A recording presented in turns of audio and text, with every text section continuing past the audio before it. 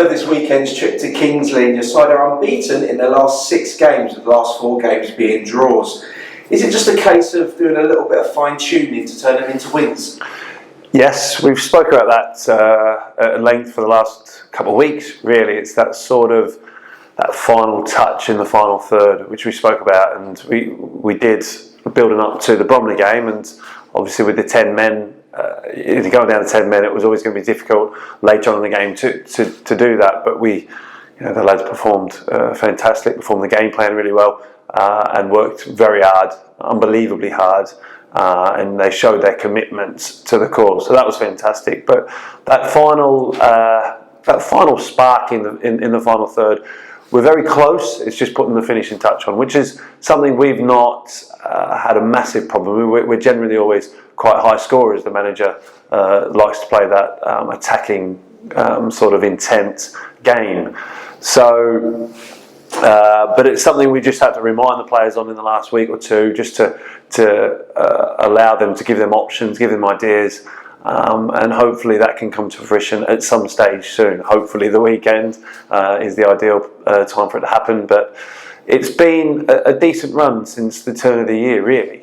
We've lost once this calendar year. So we've done okay.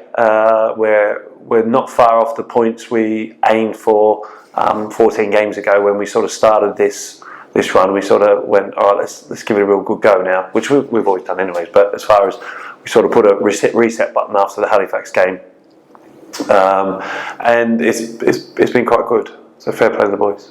So during the last 6 games, the side has conceded just 4 goals and kept 3 clean sheets. We also remain the last team to beat the likes of Stockport and Wrexham. So there's plenty of positives to this now. Yeah, there's always positives. You can look at it in that way, which is really good. We'd like to have scored a few more goals, but the defensive record has been very good, and we must reiterate that it is a collective. It's not just the goalkeepers and the defenders, it's everybody that's putting an effort in, because clean sheets are kept by the full team. The back 4 and back 5, back 4 goalkeeper can't do it on their own.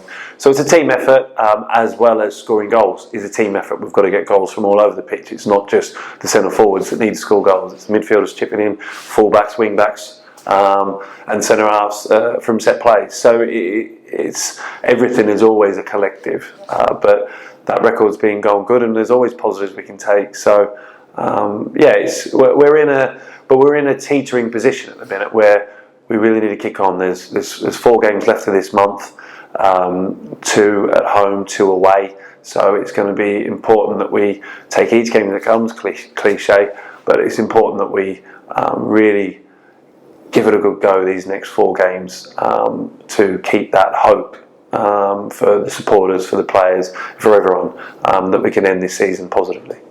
Now looking ahead to this Saturday, the first of 2 weekend away games that we've got coming up.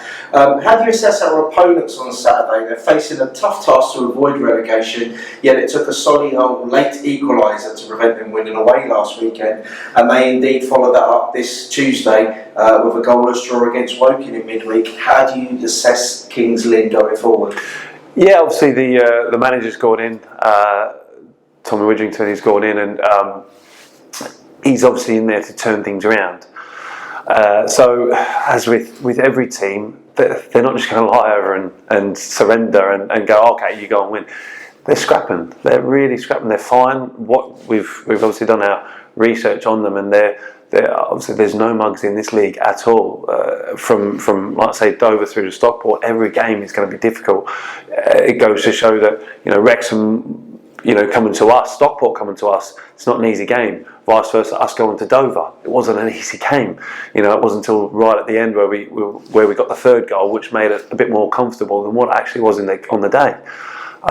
So every team deserves the respect for being at this level, as we'll show to Kings Lynn, as we've showed to every team this season. So they're in a position now where they ain't relegated yet, and they're not going to give up. The manager doesn't know that. The players won't allow that to happen. They're fighting for their future. Also, they're fighting for their football club, as are we. So we're going to give them the respect that they deserve. But in saying that, there's a reason we're all in the positions that we're in.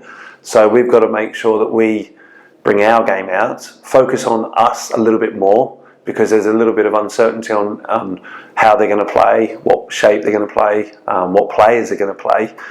So, you know, for us to go, they're going to do exactly this. It's not. It's quite a variable sort of game that they're playing at the minute. So we just have to focus a little bit more on ourselves this week and make sure that we do our roles properly. And we know, not just against Kings Lynn, but against any team, if we play to our potential and our ability, then we should be on a positive end of a result most weeks.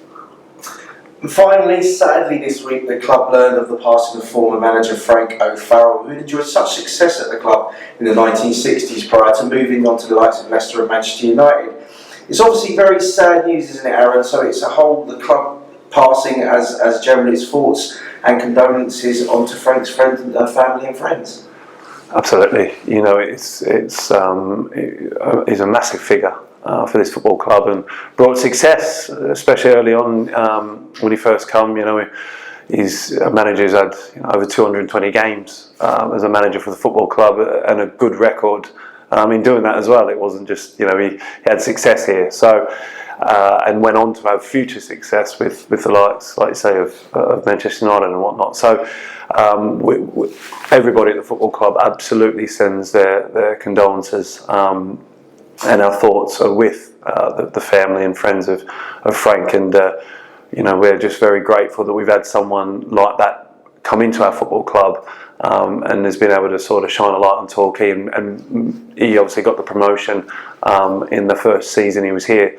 But it gives, you know, it's important that we recognise these people, and we've got a very good history at this football club, and it's important that we recognise the people who have been a part of that, and hopefully we can be part of that ourselves moving forward. But we absolutely send our thoughts and regards to the family and friends of Frank, and thank him for everything he's done for this football club.